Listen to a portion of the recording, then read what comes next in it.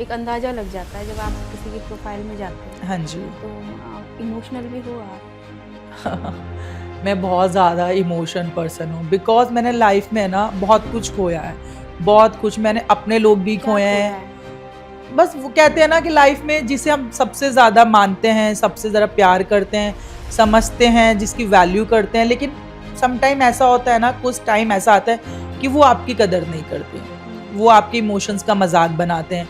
आप किसी के लिए कितना भी 100% कर दो बट आपको कभी भी बदले में वो नहीं मिलेगा। आप एक्सपेक्टेशंस करोगे तो हुँ। हमेशा सिर्फ़ आपको रोना मिलेगा। तो मैंने लाइफ़ में बहुत कुछ खोया है, अपने लोग, अपने अच्छे सच्चे दोस्त। तो बस वही है कि सम टाइम ऐसी चीज़ें होती है कि लाइफ़ में बहुत अकेलापन भी फ़ील होता है कि मैं सबके साथ इतना अच्छा था बट मेरे साथ मेरे ही लोगों ने इतना धोखा किया। तो अब नहीं किसी पे इतना ट्रस्ट हो पाता और इमोशंस की बात है तो यहाँ मैं हूँ थोड़ा-सा इमोशनल।